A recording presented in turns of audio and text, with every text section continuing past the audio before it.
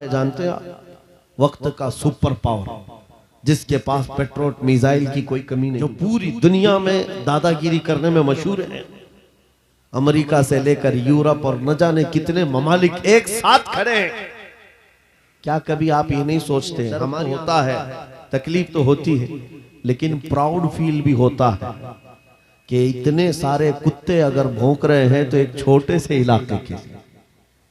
से इलाके के लिए महीने भर 40 दिन से जंग करके तबाह कर डाला, बम बारूद से पूरे शहर को राख। लेकिन मेरे अजीजों, मेरी इस गुफ्तगू को याद रखना, चंद दिन आएंगे फिर देखना आप उन्हीं गज्जा के बच्चों के हाथों में परचम इस्लाम लहराता हुआ देखेंगे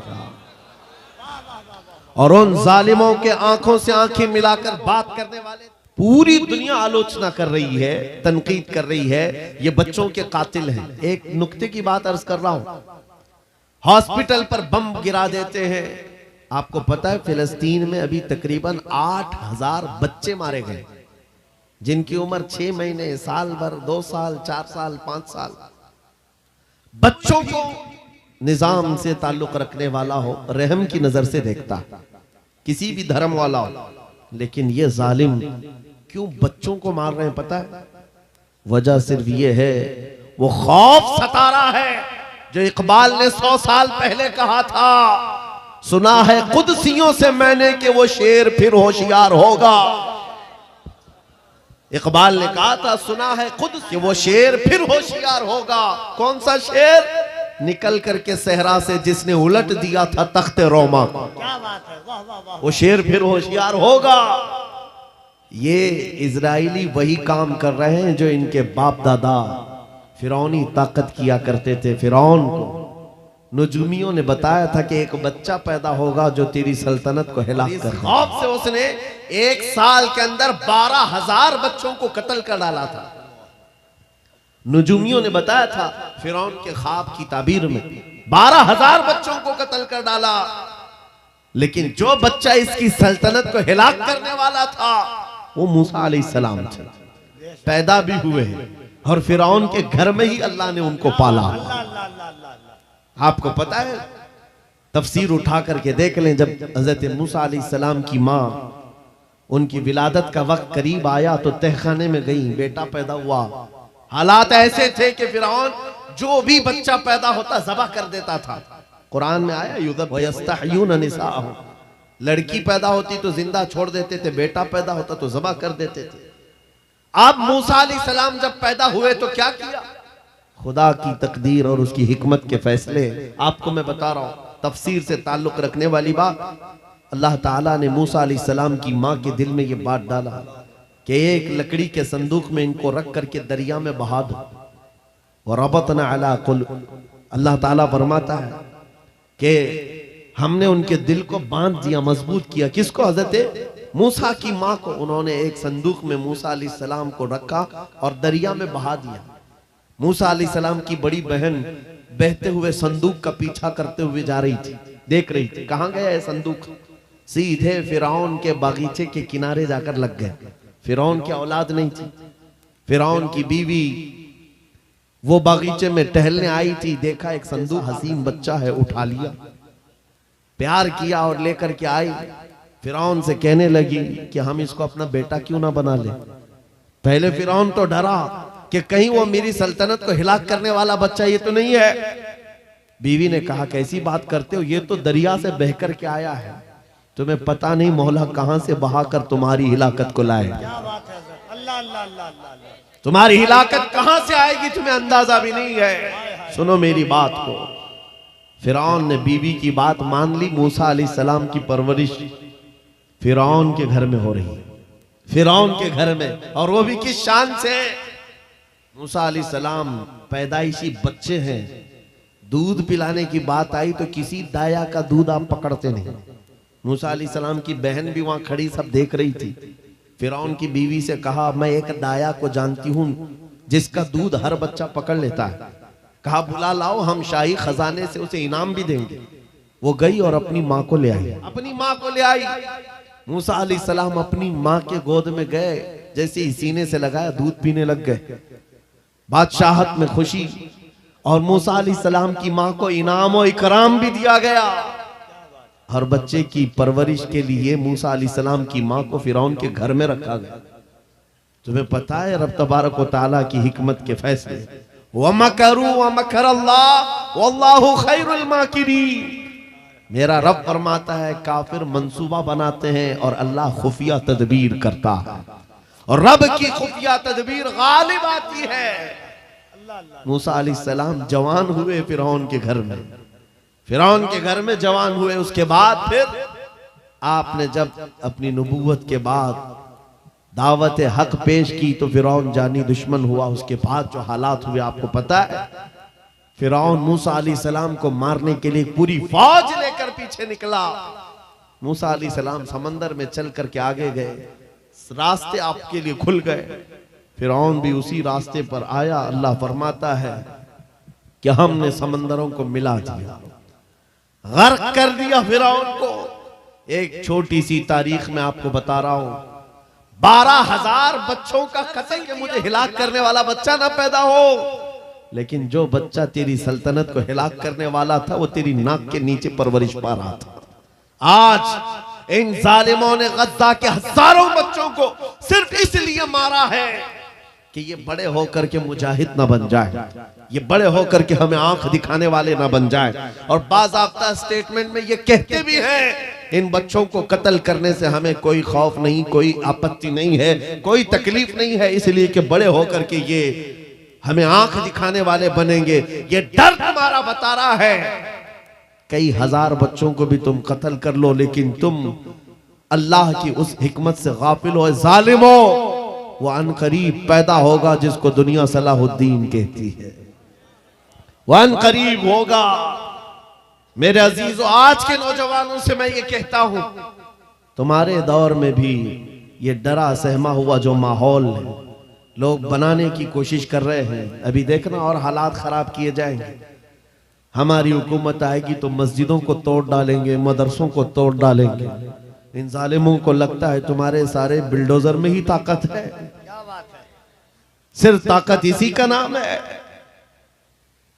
राज मिल जाए, तख्त मिल जाए, उस वक्त कुछ लोगों के ऊपर जुल्म करना आसान है।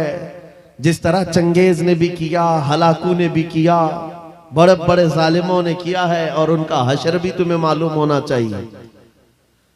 इंशाअल्लाह वो वक्त आएगा जब खसो खाशात की तरह तुम बहा दिए जाओगे, अखबारों में तुम्हारा नाम तक ना होगा।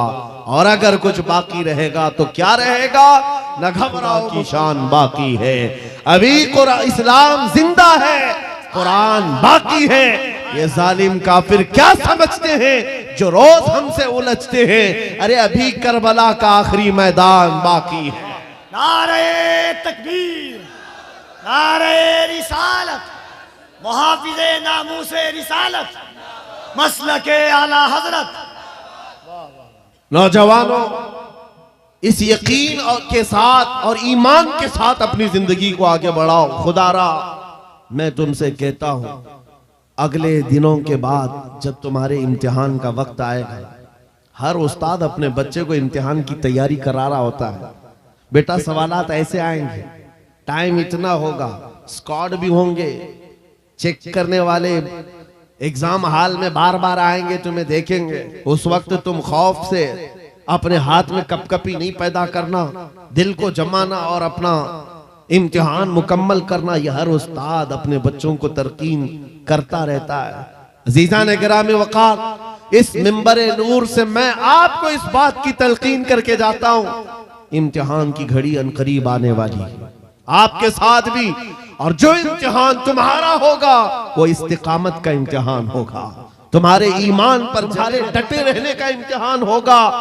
देखना बहुत सारे पार्टी बदल लेंगे, बहुत सारे मसलहतों के पर्दों में छुप जाएंगे, बहुत सारे लोग किसी की धोती में पना ले रहे होंगे, कोई किसी की साड़ी में पना ले रहा होगा, लेकिन जो आशिक मुस्तफा है वो बढ़ चढ़ करके ये ऐलान कर रहा होगा, अपना सब कुछ गुंबद खजरा कल भी था और मेरे नबी से मेरा रिश्ता कल भी था। और बस इस बात के साथ तुम्हें जमे रहना है, यकीन के साथ, एतमाद के साथ। अज़ीज़ान गिरामी वक़ार, कौन सी ऐसी ताकत है, कौन सी ऐसी कुव्वत है जिसने इस्लाम को खत्म किया या खत्म करने की ताकत रखती है? अल्लाह करीम जल्ल शानुहु खुद कुरान पाक में फरमाता है, युरीदूना लियुत्फिउ नूरल्लाहि बिअफ़वाहिहिम व यअबल्लाहु इल्ला अन युतिम्मा नूरहु। अल्लाह फरमाता है, ये जालिम अपने मुंह के फूंकों से इस्लाम के चिराग को बुझाना चाहते हैं और अल्लाह तबारक व तआला इस चिराग को मुकम्मल करके रहेगा। अभी आप सुन रहे थे, इस्लाम था, इस्लाम है, इसके साथ कुछ नहीं होना है, आपका इम्तिहान होना है। हमारे मरने के बाद अल्लाह ताला इस दीन की हिफाजत के लिए औरों को पैदा करेगा। वो कादिर मुतलक चाहे तो सख्त जानी दुश्मनों से भी ईमान वाले पैदा कर सकता है। हाँ, ये बात याद रखिए आप। ततारी जिन्होंने बगदाद को हिलाक करके रखा था, रब तबारक व तआला ने दौलत दी और वो मुहाफिज़े इस्लाम बन गए। हमारे दौर में भी जितने आतंक मचा रहे हैं, कल इनके बच्चे ये नारा लगाएंगे, इस्लाम था, इस्लाम है, इस्लाम रहेगा। हाँ, जितने आतंकवादी हैं सब नारा लगाएंगे इंशाअल्लाह। आप इंतजार करें इस बात का, लेकिन तुम अपने इम्तिहान में जमे रहो, डटे रहो। अगर तुमने नबी पाक सल्लल्लाहु अलैहि वसल्लम के इस दीन के साथ, इस शरीयत के साथ नाइंसाफी की, तो कल मेरे आका को क्या जवाब दोगे? कल मैदान क़यामत में तुम्हें खड़े होना है, हुजूर पाक सल्लल्लाहु तआला अलैहि वसल्लम की बारगाह में जवाब देना है।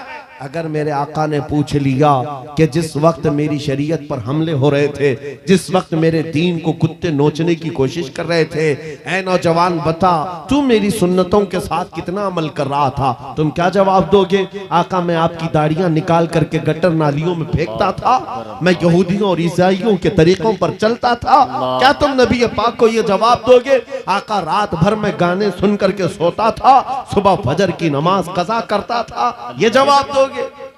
क्या जवाब दोगे? आपके पास अगर जवाब की ताकत है तो आज ही बदल डालो, जिंदगी बदल डालो, आज इनकलाब ले आओ। देखना, मैं अक्सर ये बातें कहता हूं ना, मैं चाकू छुरी की बात करता हूं, ये तो शायर लोग तलवार उठाने की भी बात करते हैं। ये कहता तलवार उठ जाएगी, मैं तो तलवार की भी बात नहीं करता। अरे प्लास्टिक का ब्लेड भी रख लो तो कल को हमको ये आतंकवादी घोषित कर दे। बम, बारूद, बंदूक, किसी चीज की बात नहीं करता, सिर्फ इतनी बात करता हूं, नबी पाक के इश्क में मलबूस होकर तुम सिर्फ रास्तों में चलते फिरते रहोगे, तुम्हारी चलत फिरत से कई कीड़े यूं ही मर जाएंगे। हक है, वाह वाह, बहुत खूब। हुजूर पाक की सुन्नतों में वो दम है, वो असर है, तुम्हारी चलत फिरत से कई कीड़े फना हो जाए। बात सिर्फ इतनी है, दीवार क्या गिरी मेरे खस्ता मकान की, लोगों ने आने जाने का रास्ता बना लिया। होता यही है, गिर जाए ना, लोग इधर से उधर आने का रास्ता बना लेते हैं। आज हमारी जमात के अंदर इंतशार हुआ, नौजवानों में आवारगी आ गई, तो हर कुत्ता हमको ही टारगेट करने लग गया, हर कुत्ता हमें ही भौंकने लग गया। मेरे अजीजों, शिद्दत से आज उस सलाहुद्दीन अय्यूबी की बात याद आती है। क्या आपको पता है उनका दौर ऐसा है कि यहूदी माएँ, ईसाई माएँ अपने बच्चों को थपकियां देकर सुलाती थी, कहती बेटा सो जा नहीं तो सलाहुद्दीन आ जाएगा। हालांकि जुल्म से कोई तख्त नहीं बिछाया था, सुन्नते मुस्तफा का रौब ऐसा कायम था, हुजूर के इश्क का रौब कायम था, जिसकी वजह से ती बोलती थी। आज करोड़ों की तादाद में है, करोड़ों की तादाद में जालिम हमें आंख दिखा रहे हैं। हमारे बच्चों का कत्ले आम, हमारी औरतों की इज्जतें नीलाम, हमारी गर्दनों पर राज, और बगैर किसी खौफ के शायर इस्लाम पर भौंकना आज की आदत सी बन। नौजवानों, तुम्हारे अंदर अगर ज़मीर बेदार है, गैरत मौजूद है, तो अपने आप को बदल डालो। जवाब देने का एक वक्त आएगा, इंशाअल्लाह वक्त आएगा जवाब देने का। लेकिन पहले मैं आपसे सिर्फ इतनी इल्तिमास करता हूं कि अपने आप को बदल लो। कल को हमारे पास फख्र होगा, फख्र के साथ किसी मैदान में उतरेंगे, वो तुम्हारे होलियों को ऊपर से नीचे देखते रहे और पूछते रहे ये कौन सी मखलूक है, ये कहां से आई हुई जमात है, तो हम सीना तान करके कहेंगे ये मोहम्मद अरबी के शेरों की जमात है। है वक्त। आज क्या हम दिखाएं लोगों को? गुटखा खाने वाले लोग दिखाएंगे। अल्लाह अकबर, अल्लाह अकबर। हम नौजवानों को बालियां पहने हुए, हाथों में चूड़ियां पहने हुए, चोटियां डाले हुए, जीन्स फटी हुई अल्लाह अल्लाह। और बालों में दाढ़ियों में डिजाइन किए हुए ये नौजवान ला करके हम खड़ा करेंगे। मेरे अजीजों, दुनिया के ऊपर अगर हैबत तारी होती है तो सिर्फ आशिकाने मुस्तफा से होती है, हुजूर के गुलामों से होती है।